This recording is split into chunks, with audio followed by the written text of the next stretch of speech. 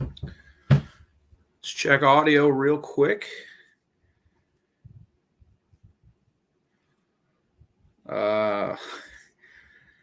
Did not think I'd be doing this today. Let's check audio real quick. Audio good. We're here. Welcome to the Voice of College Football Alabama postseason edition. And you can tell I look like crap. Sorry, my computer cut out during the Michigan game, so my chargers wouldn't work, and it just a mess. So apologies for that. But we're here now. Nick Saban, the head coach of Alabama, the greatest football coach in college football history, has retired. What does this mean for Alabama? What does this mean for college football as a whole? Ugh, God, yeah, my hair is stiff. Oh, good Lord. Not to be selfish, but let's talk about it, and let's figure out where Bama goes from here as I fix my horrible hair. But first, let's just talk the greatest college football coach of all time. I'm sure you've all seen the stats. 7 national titles, 6 at Alabama. If you cut out 2007, which I think is fair for everybody, as many home losses as national titles at Alabama, a crazy, absurd 2008 to 2020 might be one of the craziest runs we've ever seen with 6 natties. He leaves the classy guy, not announcing it until a couple days after the national title, because this news would overshadow Michigan winning the national title. And you know, national titles handed every year. Not every year the greatest coach of all time retires. So classy individual for that. I'm sure Harbaugh appreciates that. You know, didn't announce it right after, you know, losing the semifinal to Michigan. Waited. Congrats to Nick on a hell of a career. There'll be plenty of time to discuss legacy. There'll be plenty of time to talk about what he means to college football. Not only changing it from a structural percentage because the SEC isn't the SEC without Nick Saban, but also changing it from schematics, like his work with secondaries. Just a brilliant head coach, a brilliant guy, and he decides it's done. It's over. At 72, Nick Saban has retired. 19 losses at Alabama. That's hilarious, considering he went 6-6 the one year. Or yeah. Where does Bama go from here? What's next? First is keeping a bunch of recruits. Ryan Williams is already decommitted. He hadn't signed yet. He was going to sign in the late period. Auburn, I imagine, is coming in hot there. Bama needs a new DC. It's hard to even fathom names because if you don't have a head coach, you know, if they hire so-and-so, let's say, are they just going to bring their DC in? But we'll talk about what everybody likes talking about, and that's the hot board. Sorry, I'm just getting so many messages right now. Holy cow.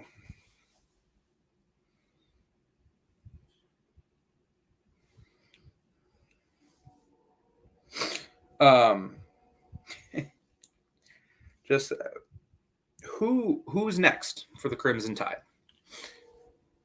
Who is next? I have my pick.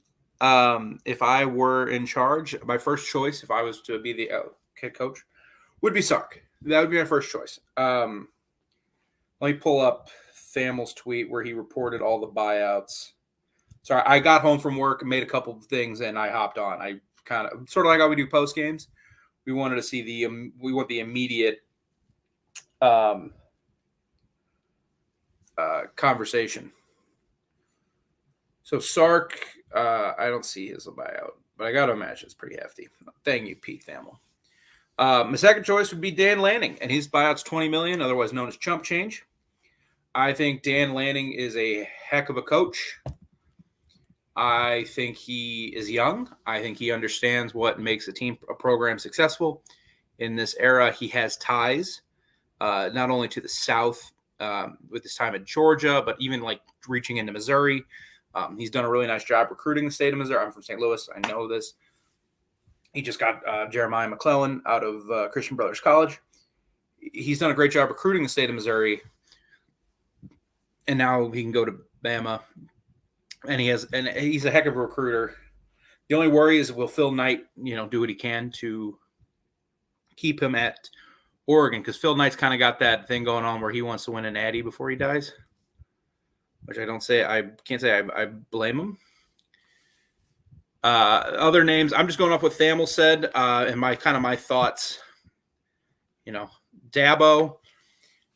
I just don't think what Alabama wants and what Dabo wants are similar. Alabama feels like win at any cost program right now, as they should be. Dabo kind of feels like he's going to win, but he's going to win his way. And I don't know if that's in lockstep, because we saw Dabo go 8-4 this year. And if you go 8-4 at Bama, you're probably getting fired. Which is another aspect of this.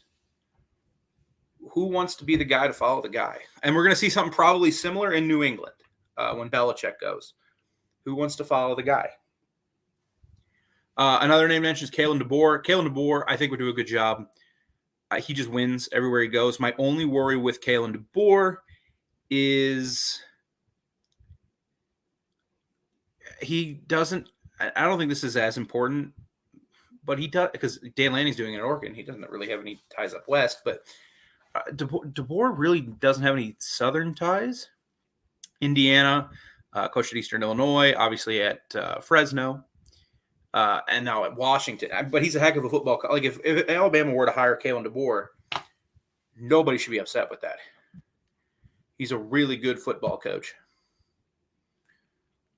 Going through some of the other names we said about Dabo. James Franklin's name's gotten thrown around because you may work hard, but Jimmy Sexton works that much harder. James Franklin's going to use this to get another couple million out of Penn State, as is his right. Good for him. And Mike Norvell is on his list. I like Mike Norvell.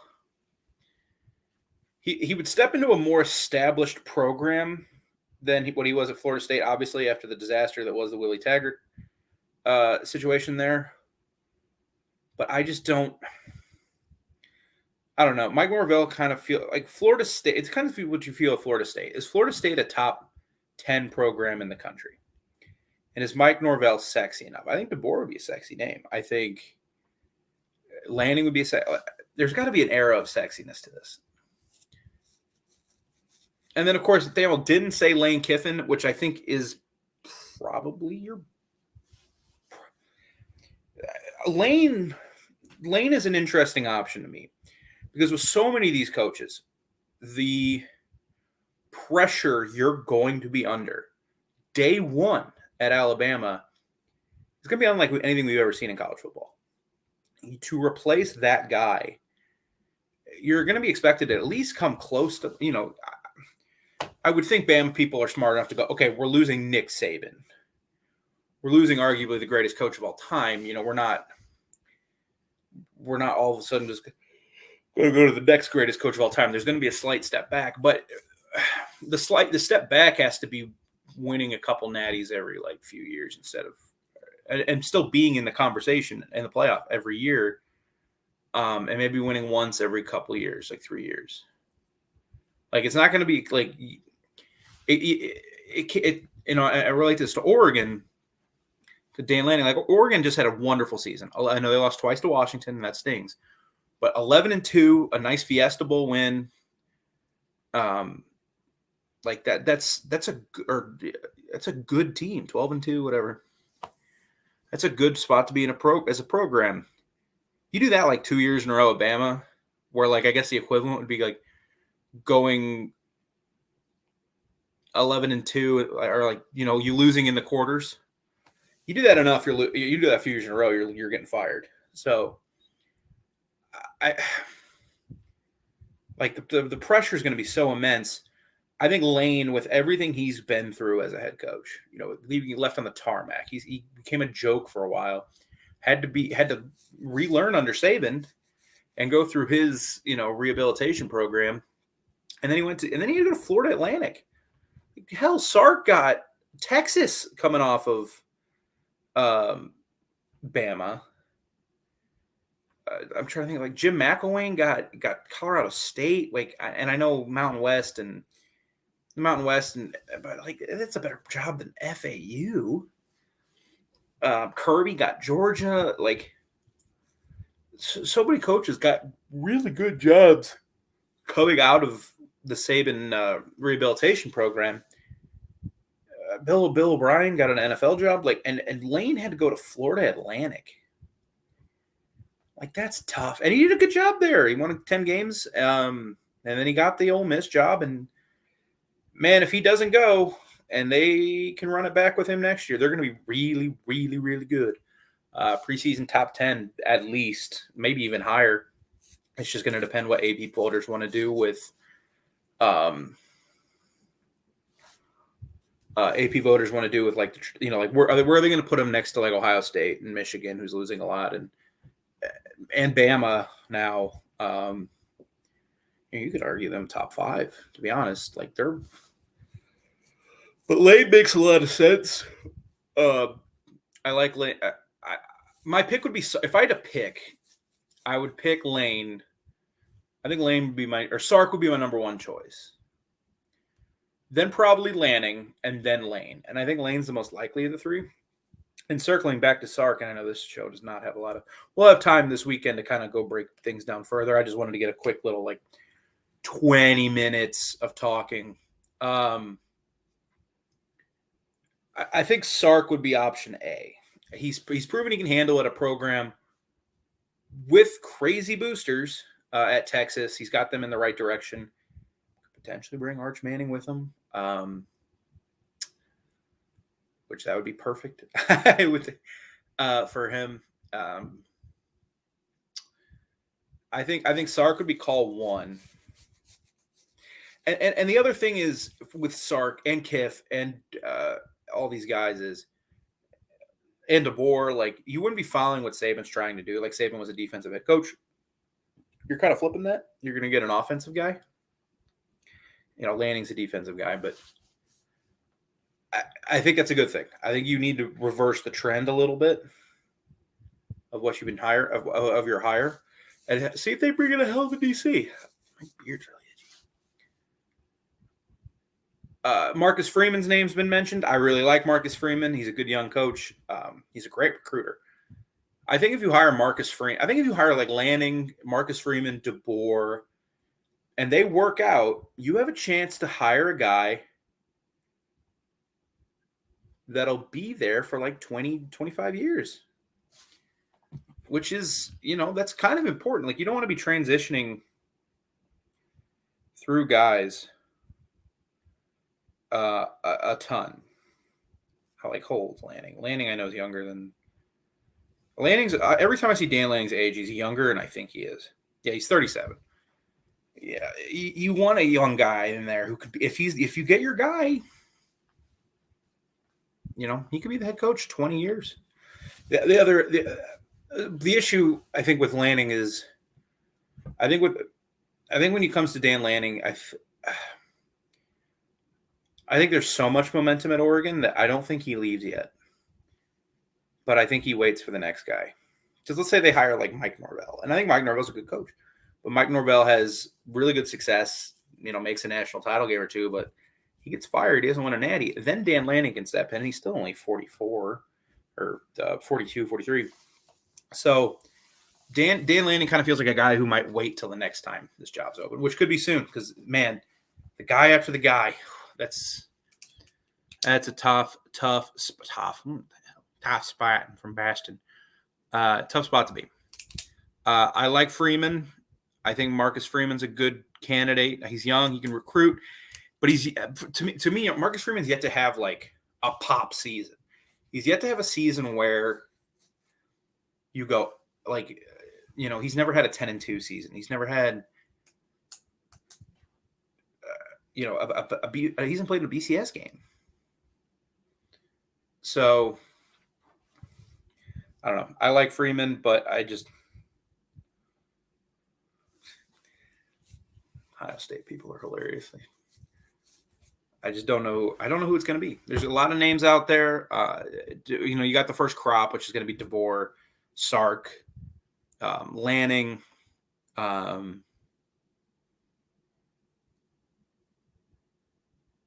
Freeman. I'm sorry, brain froze. Kiffin, and then I think you have the second group, which will include Dabo. On the second group beyond that, like Drinkwitz at Mizzou, like I don't really know who you could bring in if you get past like a top 6 or 7. Like Norvell, I think would be in group 2. James Franklin, like I don't know. I know people saw Franklin's name and they're kind of ripping on him. Like James is a good coach. Like James Franklin would make the playoff every year at Alabama. He'd make the playoff every year. He probably wouldn't win it, but he'd make the playoff every year. But that's not Alabama's goals. If you want to just make the playoff every year, hire Joe Schmo, and they'll probably do an okay job. Because Bama might be Kentucky basketball, where they're just too big to fail. And even when they do fail, it's not failing like other programs fail. Like Kentucky failing was like 8, like a coach failed. It's like an 8 seed, 7 seed, 10. Like it's not under 500. And they made the one NCAA under Cal, but you know what I mean.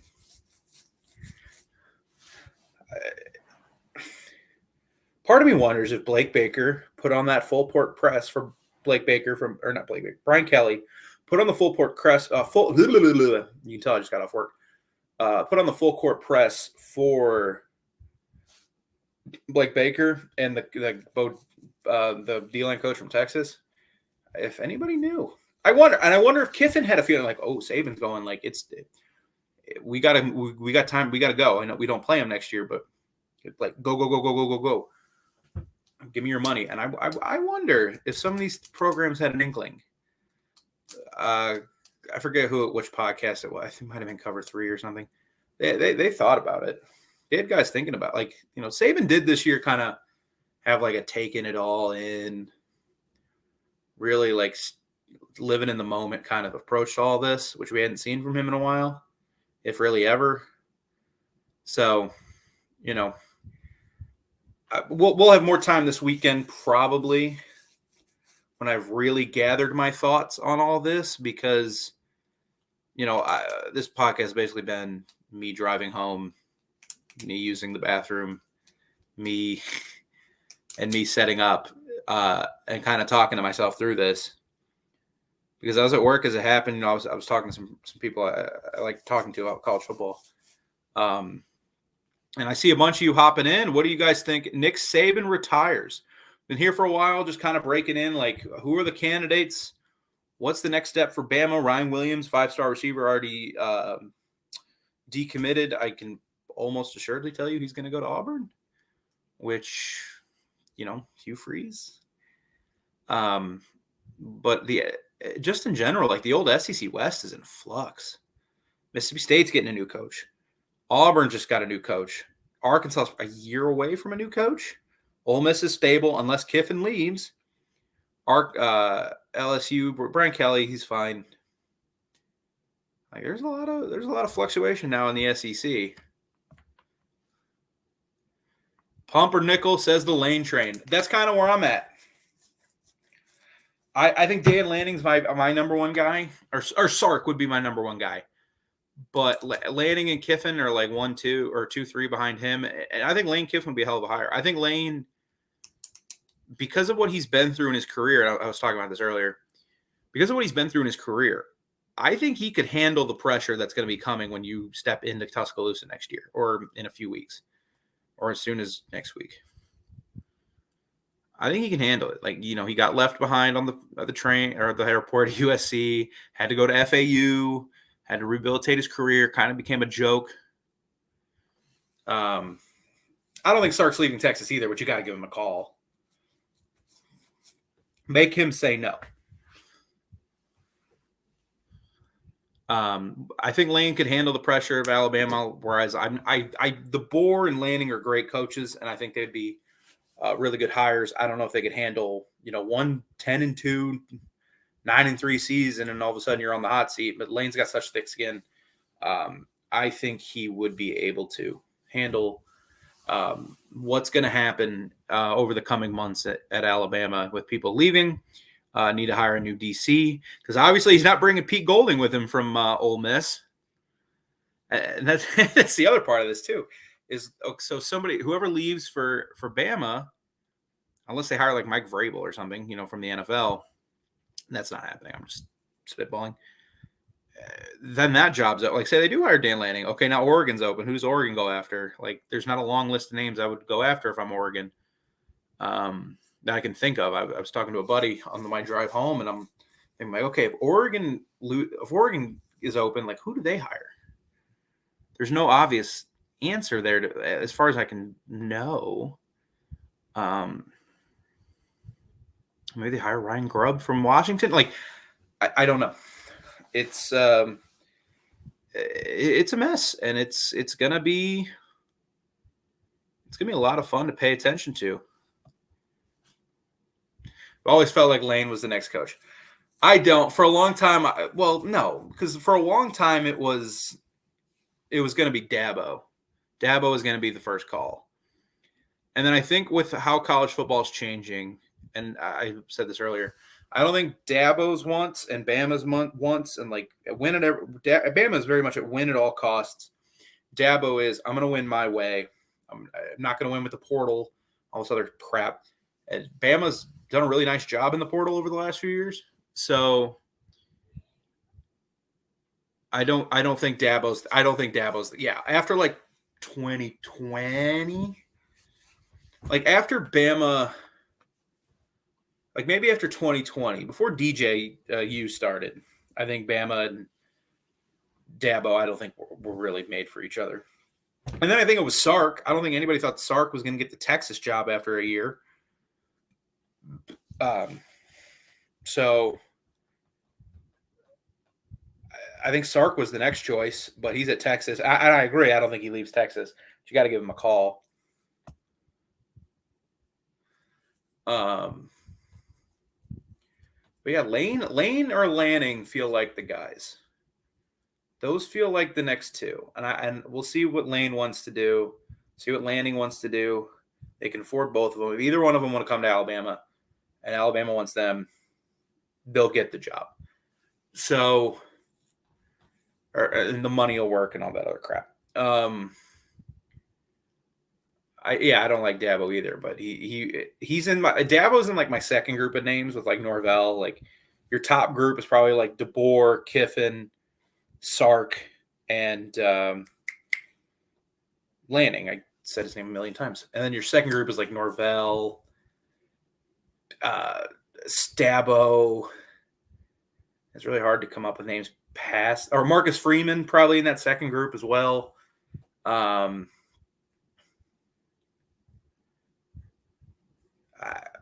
then after that, like once you get past like 7 names, it's like, okay, who? Like it would have to be a stunner, like Mike Vrabel or something crazy happening. There's some good coaches in the SEC I think they would look at. If it got to that point, Eli Drinkwitz is a good recruiter and won 11 games at Missouri this year. But man, yeah, Kirby's got that thing cooking. He's not leaving. He's not leaving Georgia. He's got that. The only thing he might leave for is the NFL. And I don't think he's leaving for the NFL. But there are people I know who think there's an opportunity he would take. If there's an opportunity he felt was right, he would take it. But he's got that thing cooking. I don't think he leaves. No, I know he's not leaving Georgia for Alabama. If he leaves Georgia for Alabama, I'll get naked on camera. I take that back. No, I wouldn't. But I know, yeah, it's not happening. 3 or 5. Shit, he might win 3 or 4. They're going to have a really good team coming back next year. But Nick Saban retires. I'm going to hop off to go do what I need to do tonight until this happens. We'll reconvene soon. I'm Zach Armilius here with Voice College Football Alabama. I made banners and I didn't even use them because I kind of just started rambling. That's what you do. Oh, 3 more natties. Oh, 3 or 4. Oh, my bad.